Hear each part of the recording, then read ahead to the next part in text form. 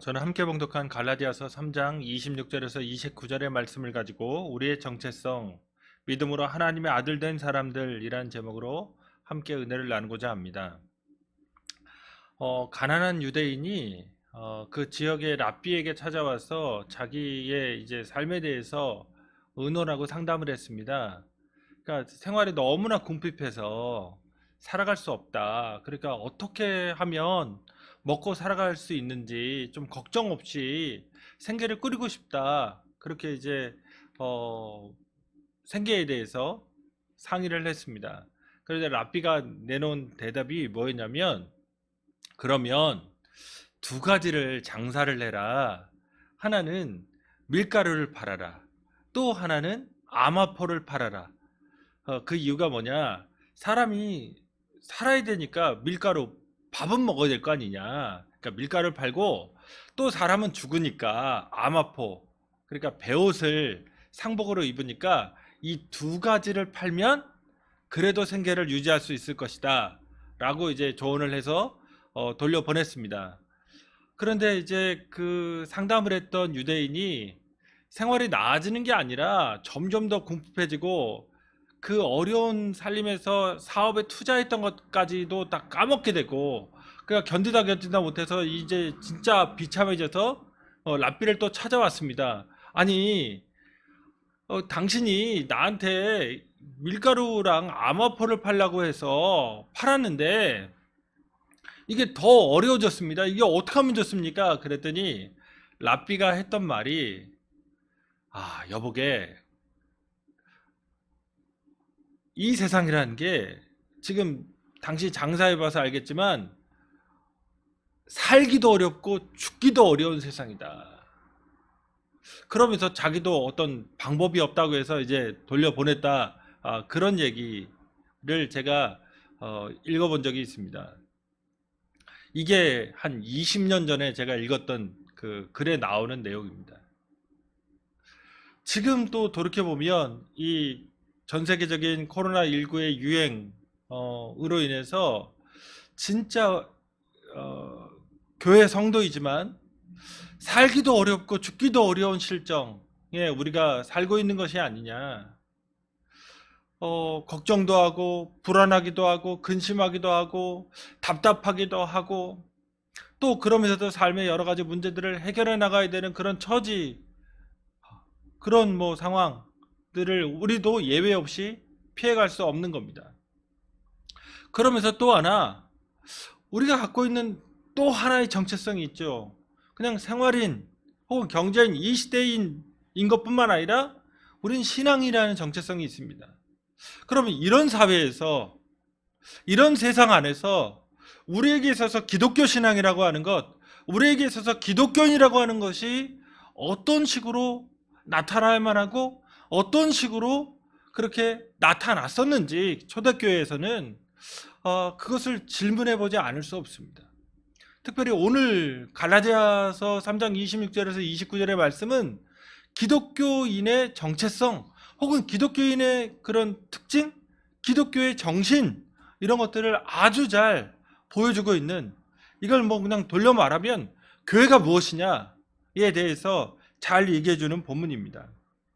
어렵고 이 힘든 세상을 살아가는 우리에게 교회의 의미, 기독교인으로서 살아가는 그 삶의 의미가 무엇인지를 잘 드러내주는 오늘 본문을 통해서 다시금 우리가 어떤 공동체를 이루고 어떻게 신앙생활을 할 것인지에 대해서 재발견하는 그런 시간을 갖고자 합니다. 첫째로, 그리스도 안에서 우리는 하나님의 아들들입니다. 이게 교회의 정체성입니다. 교회는 도대체 뭐냐? 교회는 뭐냐? 그리스도 예수 안에서 하나님의 아들 된 사람들이라는 거죠. 26절에서 사도 바울이 갈라디아 교회 성도들에게, 어쩌면 우리들에게도 들려주는 정체성은 너희가 다 믿음으로 말미암아 그리스도 예수 안에서 하나님의 아들이 되었으니라고 얘기합니다. 보통 개화기에 서양 선교사들이 한국에 와서 발견했던 그 서구 사회와 달랐던 특징 중에 하나가 그 사내 아이에 대한 그 집착, 거의 과학적인 집착이 한국 사회의 특징이라는 겁니다. 혈족에 의해서 상속을 여성은 문중에서도 제외하고 남성들에게만 재산을 물려주는, 그러면서 남자 아이가 태어나야 제사를 지내준다고 하는 뭐 이런 남성 중심의 혈족 상속제도 체계, 이게 한국 사회의 근본적인 어떤 틀이었던 거죠. 그런데 이런 남아선호 사상은 고대에 특히 뭐 유대인에게도 아주 집중되어 있습니다. 그래서 오늘 본문에서도 너희가 믿음으로 말미암아 그리스도 예수 안에서 하나님의 아들이 되었으니라고 얘기해요. 아들이란 표현을 쓰지 딸이란 표현, 혹은 우리가 많이 쓰는 걸로 아들과 딸을 다 표현하는 것으로 자녀란 표현을 쓰죠. 그 자녀란 말을 쓰지 않았습니다. 아들들이란 표현을 씁니다. 그 왜 아들이란 표현을 썼냐? 고대 유대인에게도 재산의 상속, 그리고 그 집안을 유지할 수 있는 권리는 남성에게, 아들에게만 있었기 때문입니다. 그러니까 여성이 교회 안에 존재함에도 불구하고 사도 바울이 여성을 무시해서 그런 말이 아닙니다. 오히려 여성을 존중하기에 아들이란 표현을 쓴 겁니다. 여기에서 그러니까 교회 안에 있는 모든 사람이 하나님 앞에서는 아들과 같이 권리를 갖고 있는, 아들과 같은 권한을 갖고 있는 귀중한 존재라는 것을 얘기하고 싶었던 겁니다. 26절에서는 그래서 다라는 표현을 쓰고요, 27절에서는 누구든지라는 표현을 썼고 28절에서 다라는 표현을 씁니다. 그러니까 다, 누구든지 다라는 표현을 26절, 7절, 8절에서 사도 바울이 사용합니다. 그러니까 지금 이 갈라디아 교회에 문제가 있죠. 유대인들이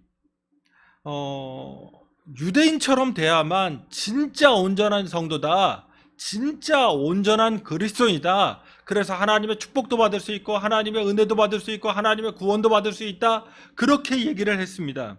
그런데 사도 바울이 얘기하는 여기서 다, 누구든지 다에 해당되는 사람은 그것이 남자이든 여자이든 유대인이든 헬라인이든 자유인이든 종이든 상관없이 그리스도 예수 안에 들어오면 하나님 앞에 아들과 같은 권리를 갖고 있는 그런 동등한 존재라는 것을 얘기하는 겁니다. 그러면 교회 안의 방식으로 하나님의 아들 되는 방식은 어떻게 되는 걸까? 그러면 이 세상 안에서는 하나님의 아들이 아니라고 유대인들이 갈라디아 교회 성도들에게 너희 이방인들이니까 유대인처럼 할례 받지 않고 음식법 지키지 않고 절기나 유대인의 그 안식일을 지키지 않으면 니네는 권리가 없는 기독교인이다, 너는 이류다, 삽니다, 그런 건 믿음도 아니다 라고 얘기했는데, 사도 바울은 모두 다 누구든지 예수 안에서 하나님의 권리 있는 상속자다, 이렇게 얘기한 겁니다. 그럼 어떻게 그렇게 될 수 있느냐? 사도 바울이 던져둔 게 있습니다. 그게 믿음으로 말미암아라는 말입니다. 지금 뭐에서 다 깨지느냐? 인간의 권리와 인간의 행위와 인간의 혈통과 인간의 그런 재능과 장점이 모두 다 분쇄되고 하나님 안에서 하나된, 하나님 안에서 평등한 공동체라고 하는 기독교의 특징이 나타나는 것은 무엇으로 이루어지냐? 믿음이라는 겁니다. 자, 다시금 갈라디아 교회에 들어온 유대주의자들은 할례를 행해야 된다, 안식일을 지켜라, 절기들을 준수해라, 음식법을 반드시 시행해야 된다, 그래야만 하나님께 은혜를 입을 수 있는 온전한 성도가 된다고 얘기했습니다. 어쩌면 한국교회 성도들도 믿음이라고 할 때 믿음이 좋다라는 표현을 씁니다. 무엇을 가지고 믿음이 좋다고 말할까요? 교회와 관련된 여러 가지 행동, 행위, 의식, 절차, 예배, 기도, 금식, 헌금, 수없이 많은 것들을 가지고 행할 때, 그런 것들을 빼곡히 행할 때 믿음이 좋다라는 표현을 쓸 겁니다. 그런 기준을 갖고 있는 거죠. 그런데 사도 바울이 쓴 믿음이라는 표현은 그것과 정반대되는 겁니다. 인간의 행위에 의한 것이 믿음이 아니고 인간이 뭔가 함으로써 내가 뿌듯한 거예요. 그런 행위, 그런 종교적 행위, 하나님께 가까이 갔다고 하는 무언가를 함으로써 마음에 뿌듯함이 생기는 그런 심리학적인 것을 믿음이라고 얘기하지 않았습니다.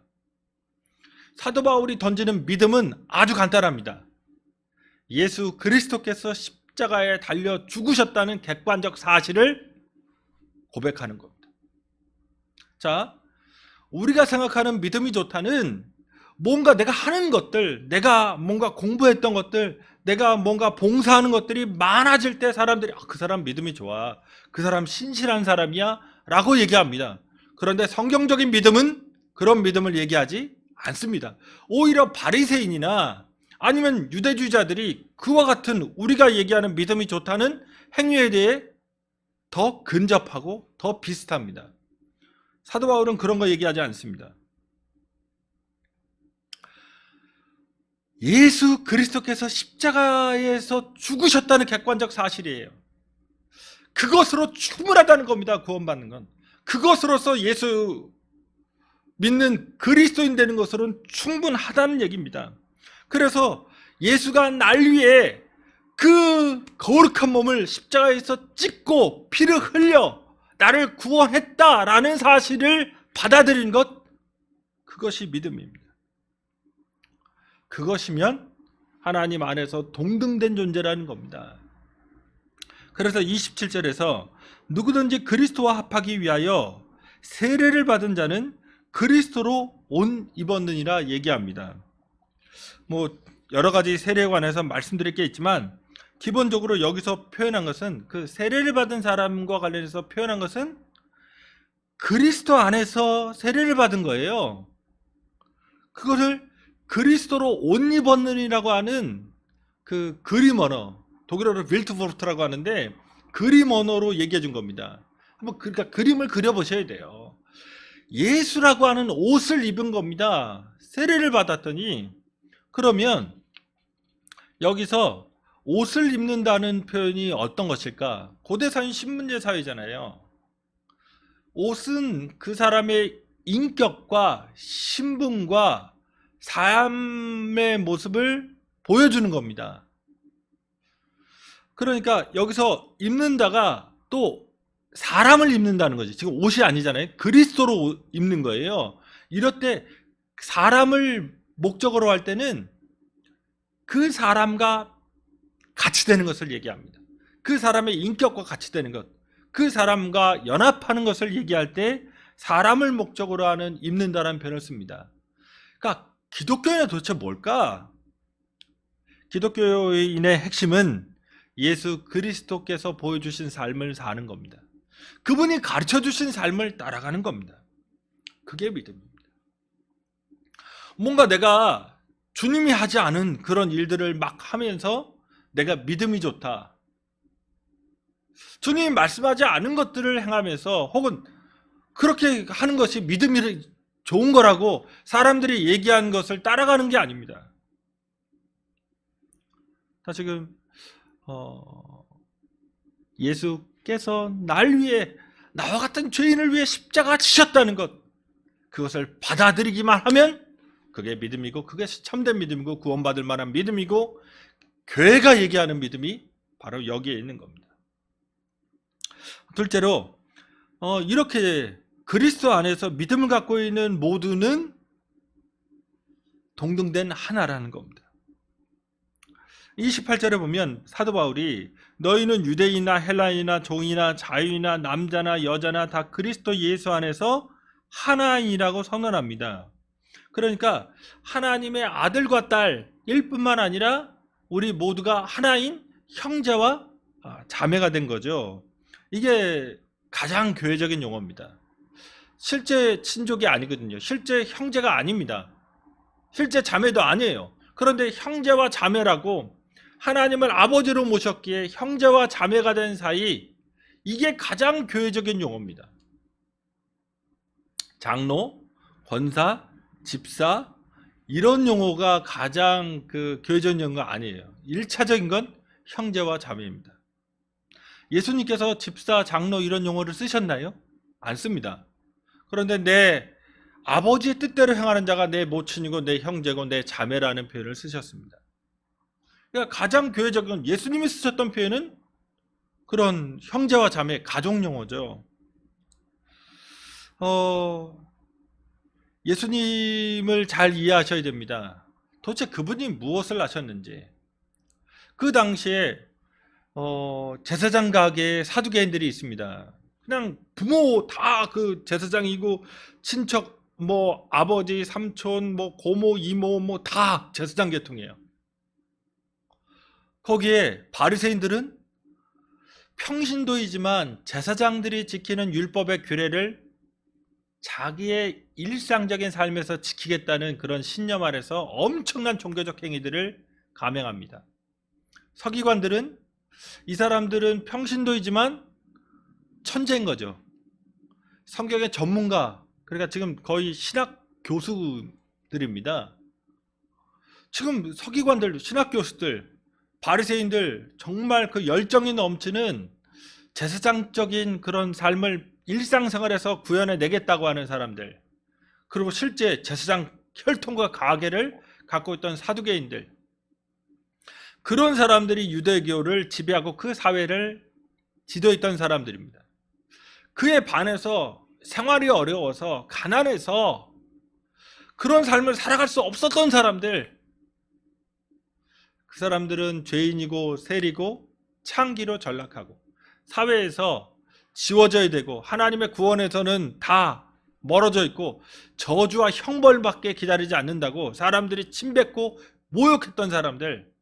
그런데 예수님은 그들과 함께 하십니다.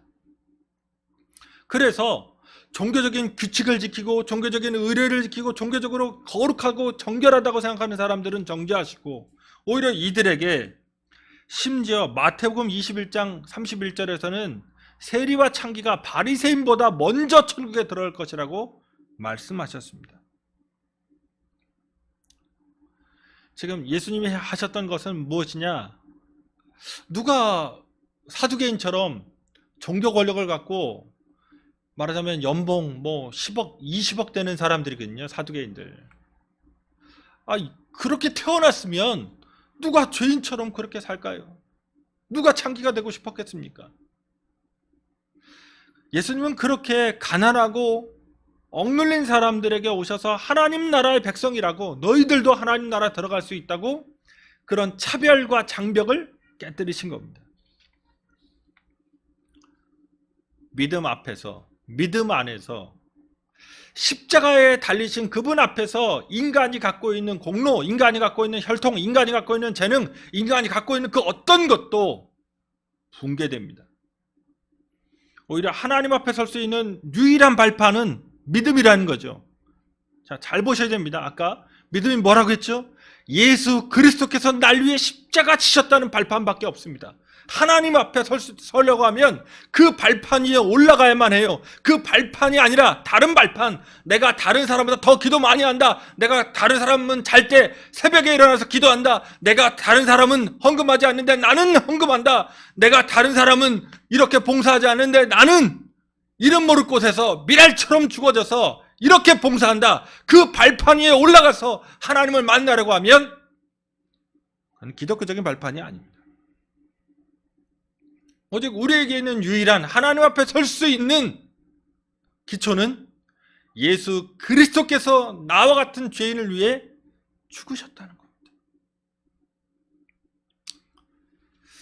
인간이 갖고 있는 어떤 것도 하나님 앞에 자랑할 것이 없어집니다. 그러면서 동등한 지체가 되고 형제가 되고 자매가 되어서 오직 그 보여주신 예수의 사랑으로 사랑하는 공동체, 그것이 교회입니다. 사도 바울이 3장 28절에서 지금 대립되는 세상을 얘기했거든요. 하나는 유대인이냐 헬라인이냐, 자유인이냐 노예냐, 남자냐 여자냐. 아마도 갈라디아 교회 성도들의 구성원들을 얘기한 거죠. 유대인 기독교인도 있었고 이방 기독교인도 있었고 자유인도 있었고 천한 노예도 있었고 사회에서 인정받는 남자도 있지만 정말 구박받는 여성도 있었고, 그런데 이 모두가 그리스도 예수 안에서 차별이 없는 하나의 공동체, 하나님의 아들 된 자들이라고 얘기하는 겁니다. 그 당시 유대인들이 기도할 때 랍비들 그렇게 교육했거든요. 아이 뭐 기독교와 유대교가 뭐가 그렇게 다르냐 그렇게 생각하시겠지만, 그럼 그 당시의 종교와 기독교가 그렇게 뭐 다를까? 종교는 종교니까 그렇게 생각하시겠지만 확연히 다릅니다. 기독교의 특징적인 그 복음, 아까 믿음을 얘기할 때 그 전에 종교도 그 이후의 종교도 이런 게 없어요. 자기 백성, 그것도 죄 지은 자기 백성을 위해서 이 땅에 인간의 모습으로 내려와서 자기 자신을 십자가에서 죽음으로 내어주신, 죽음에 내어주신 희생하는 신 예수, 이건 없습니다. 오히려 자기 잘 예배드리지 않고 제물 바치지 않으면 징계하고 제우스처럼 번개 때리고 이런 신을 생각했지, 자기의 잘한 백성이 아니라 죄 지은 백성을 위해서 자기 자신을 희생하는 신, 이건 기독교밖에 없습니다. 그게 믿음의 발판입니다. 그런 믿음에 서서 또 하나 우리가 생각할 게 있어요. 지금 마가다락방에 120명의 성도가 성령 받은 거 오순절에 이게 그 사도행전에 나오죠. 여기서 사람들은 많이 이상합니다. 거기서 방언을 말했냐, 그 방언의 형태는 알아들을 수 있는 거냐, 못 알아들을 수 있는 거냐, 하여튼 그런 은사적인 것들에 집중합니다. 근데 잘 생각해 보시면 요엘서 2장 28절의 그 예언은 남자, 여자, 늙은이, 아이나 상관없이 성령이 임한다는 거예요. 특히 남종과 여종에게도 임해요. 사회적인 면을 다 극복하는 겁니다. 자, 고대 랍비들은 여자에게 율법 가르치지 않았습니다. 한자도 가르치지 않았어요. 그런데 성령은, 하나님은 어떻게 역사하시는 거죠? 120명 중에 여자도 있었는데 여자에게도 임합니다. 구약 성서에 여성이 성령 체험한 경우 보신 적 있으신가요? 없습니다. 이방인에게 성령 임한 거 보셨나요? 고넬료처럼? 없습니다. 지금 교회의 특징이 무엇이냐? 교회가 유대교가 아니고 그 당시에 종교가 아니고 완전히 다른 점은 뭐냐? 그 예수라고 하는 분이 우리를 위해, 죄지은 우리를 위해 돌아가 주셨다는 것, 그리고 그것을 믿는 사람들 안에서 완전히 새로운 세상입니다. 그것이 이방이든 그것이 노예이든 그것이 여성이든 하나님은 차별하지 않는다는 것. 오늘 우리가 교회를 구성하고 있으면서 다시금 한국교회 혹은 그냥 한국교회는 거창하더라도 우리가 있는 교회들의 이 문제 중에 하나는 지금 오랫동안 기독교 가정이었던 가정과 혹은 예수 믿은 지 얼마 되지 않은 가정이 차이가 있죠. 문화가. 이쪽은 제사 안 드릴 거고 이쪽은 제사 지낼 거예요. 예를 들어. 그러면 제사 안 지내는 가정이 볼 때 제사 지내는 가정은 뭔가 믿음이 좀 떨어지는가? 그 집안은 기독교화 되지 않았는데? 그럼 마음속으로 이쪽이 우월감 가질 수 있습니다. 이런 태도 안 된다는 겁니다. 만약 본인이 그런 집에서 태어났다면 교회 다니기를 했겠을까요? 다시금 또 하나, 부유한 엘리트 성도만이 대접받는다면 이런 경우는 교회사에서 넘쳐납니다. 심지어 야고보서에도 나와요. 야고보서 2장 5절에 내 사랑하는 형제들아 들을지어다. 하나님이 세상에서 가난한 자를 택하사 믿음에 부여하게 하시고 또 자기를 사랑한 자들에게 약속하신 나라를 상속으로 받게 하지 아니하셨느냐. 지금 기독교의 특징입니다. 하나님은 어떤 분이냐? 세상에서 가난한 자를 택하셔서 그들을 구원받게 하는 하나님. 그게 기독교의 하나님이라는 겁니다. 그러면서 9절에서 만일 너희가 사람을 차별하여 대하면 죄를 짓는 것이니 율법이 너희를 범법자로 정죄하리라. 지금 기독교가 얘기한 죄, 차별하는 죄입니다. 가난하다고 무시하고, 여성이라고 무시하고, 노예라고 무시하고, 이게 죄라는 거예요. 또 하나, 오늘날에도 이 성별, 젠더의 문제에 그 젠더 이슈가 있습니다. 전에도 말씀드렸듯이 기독교화된 사회에서 나타나는 그 가장 뚜렷한 특징이 있어요. 이게 여성의 인권입니다. 여성들로서야 늘 부족하겠죠. 늘 만족스럽지 않을 겁니다. 하지만 대한민국 사회에서 여성의 인권이 올라가고 있는 것의 핵심은 기독교화된 세계이기 때문에 그렇습니다. 21세기 지금 현재를 살지만 인도의 힌두교도나 아니면은 그 많은 무슬림들에게 있어서 여성의 인권은 도외시됩니다. 심지어 폭력과 살해, 그런 일들이 비일비재하게 우리에게 뉴스로 들어오는 것을 잘 알고 계실 겁니다. 교회란 도대체 무엇이냐? 기독교란 도대체 무엇이냐? 하나님의 은혜, 그 예수의 십자가의 믿음이라고 하는 그 발판에 서서 모두가 이 세상에 존재하고 있는, 어쩌면 현재까지 존재하고 미래에도 이 세상 안에 사라지지 않을 이 차별과 구별의 세상을 붕괴시키는 겁니다.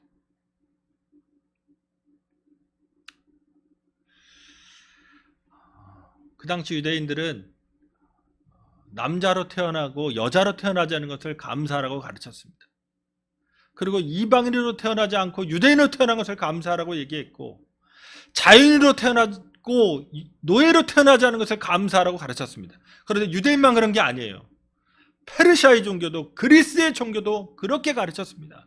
우리가 헬라인이라면 우리가 헬라인으로 태어나고 야만인으로 태어나지 않은 것을 감사해라. 남자로 태어나고 여자로 태어나지 않은 것을 감사해라. 자유인으로 태어나고 노예로 태어나지 않은 것을 감사해라. 그렇게 가르쳤습니다. 그런데 기독교인들은 그것을 넘어서는 겁니다. 예를 들어 이제 젠더 문제로 하면, 여성의 인권은 누가 보장하느냐? 누가 보장할까요? 여성의 인권은. 기독교식 대답은 간단하죠. 그건 하나님이 보장하신 겁니다. 그리고 하나님이 보장하십니다. 그래서 그 여성이 그렇게 그 천대받고 아이 낳는 기계처럼 여겨지고 노동력을 착취당하고 부엌대기가 되고,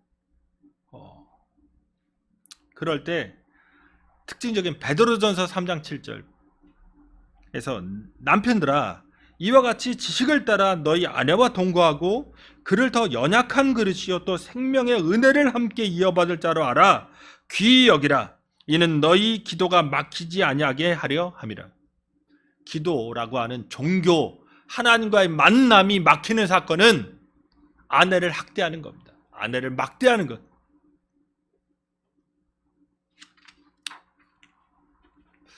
분명히 이 사회 안에서도 노동자와 고용주가 있습니다.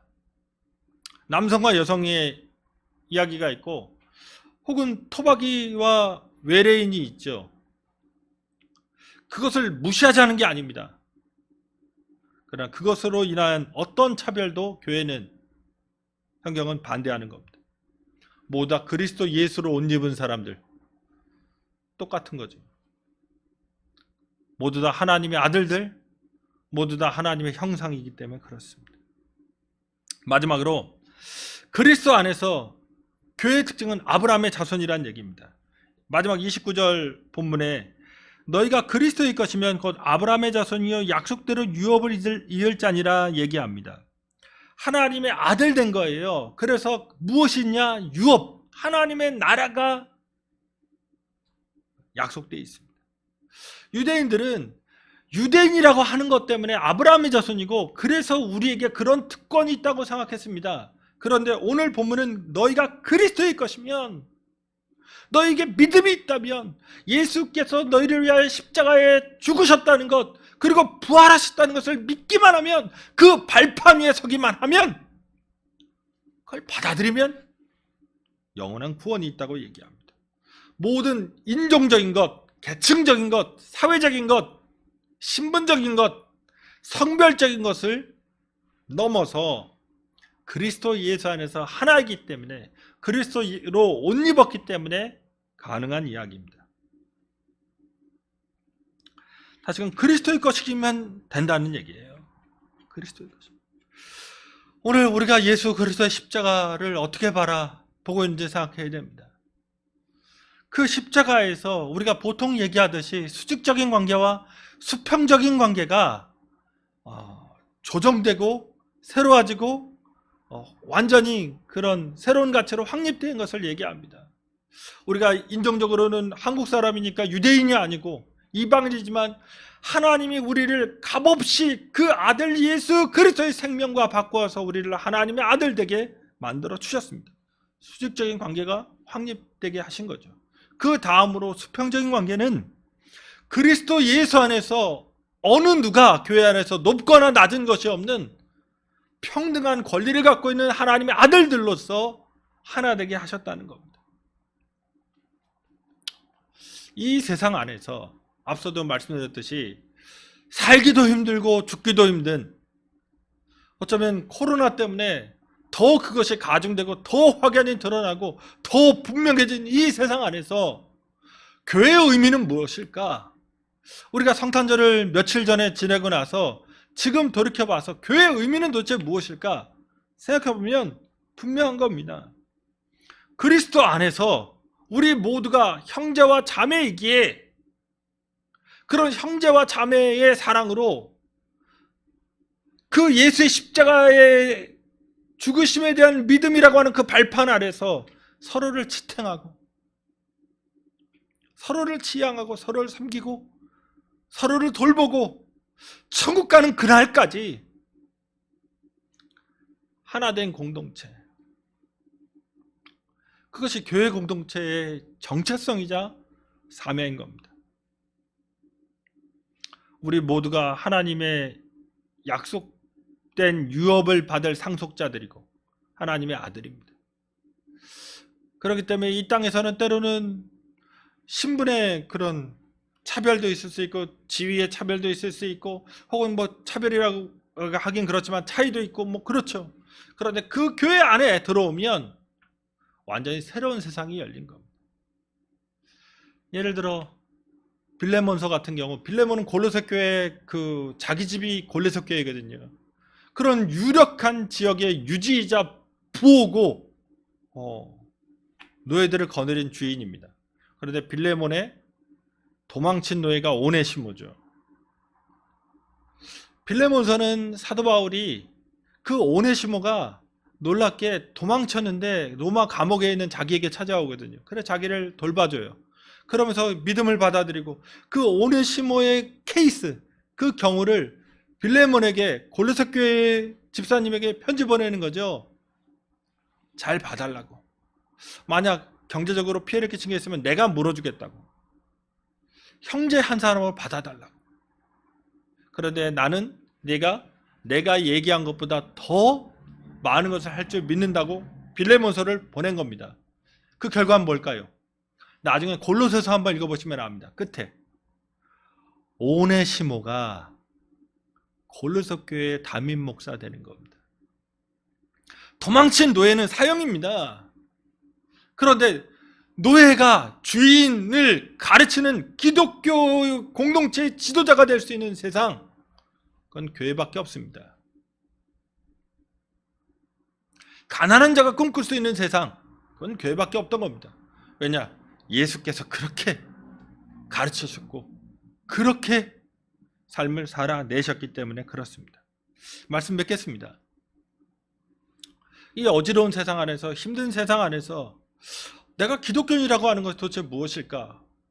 내가 이렇게 힘들게 사는데 엄청나게 기도하라고 그러고 뭔가 봉사해야 된다고 하고 내가 정말 힘들고 어려운데 뭔가 막 많은 것들을 요구하는 것 같은 기독교인이라고 하면서, 그러면서 이 사회 속에서는 이 코로나 시절에 거짓말하고 깨물고 뭔가 모이지 않으면 막 정부를 모욕하고 욕하고 그런 존재인가? 뭔가 기독교라는 게 뭔가 부끄럽거나 감추고 싶은 그런 내용이 되어버린 이 사회 속에서 다시금 우리는 기독교가 무엇인지, 기독교의 특징이 무엇인지를 깨달아야 됩니다. 자기 자신을, 죄인된 자기 백성을 위해서 그 생명을 내어주시는 하나님 예수, 그분을 믿는 게 우리의 믿음입니다. 그리고 그 발판 위에서 하나님을 만날 수 있는데, 그리고 나서 보면 우리 모두가 이 세상에서의 차이를 극복한 그리스도 예수로 옷 입은 하나님의 아들들, 상속자라는 겁니다. 그래서 교회 공동체는 이 차별을 넘어서는 천국이라고 하는 그 완벽한 세상이 오기 전까지 그 천국을 지향하면서 하나님의 뜻을 받들어 살아가는 사람들의 모임인 겁니다. 이와 같이 우리가 믿음 안에서 다시금 새로워져서 주님께서 이 땅에서 세우셨던 그 온전한 믿음 안에 있는 교회를 이뤄가는 우리 주님의 교회, 저와 여러분 되시기를 주님의 이름으로 축원드립니다. 기도하시겠습니다. 고맙게 좋으신 아버지 하나님, 이 세대의 어려움, 이 세대의 고민, 이 세대의 고통이 실로 큽니다. 많은 사람들이 아우성치고, 많은 사람들이 신음하며, 많은 사람들이 좌절하고, 많은 사람들이 어디에 마음 붙일지 몰라서 방황하면서 절망하면서 살아가는 시대에 삽니다. 특히 우리가 기독교이지만 교회마저도 비난과 개혁의 대상이 되어서 무엇이 기독교일까 때로는 고민합니다. 그러나 다시금 우리가 주님, 그 십자가에서 몸짓고 피 흘리신 그 주님을 믿는 사람들임을 잊지 않게 하시고, 우리의 믿음이 우리의 행동이나 우리의 의식에 있는 것이 아니라 예수께서 십자가 위에서 날 사랑하여 주셨다는 것을 받아들인 것에 있음을 깨닫게 하시고, 그 믿음의 발판 위에서 우리가 온전한 공동체, 서로 하나 된 그리스도 예수로 옷 입은 하나님의 아들 된, 모두 다 권리와 유업을 받은 그런 평등한 공동체를 잘 이루게 하시고, 그래 서로를 지탱하고, 서로를 지원하고, 서로를 아끼고, 서로를 사랑하고, 서로를 위해 기도하고, 서로를 섬기며 피차에 용서하고 피차에 하나 되어서 천국을 향해 함께 전진하는 그런 공동체 이룰 수 있도록 축복하여 주시옵소서. 그와 같이 우리를 붙드시고 우리를 부르신 이 부르심에 우리가 최선을 다하여서 순종하게 하시고 하나님 뜻을 받들어 살아갈 수 있도록 역사하여 주시옵소서.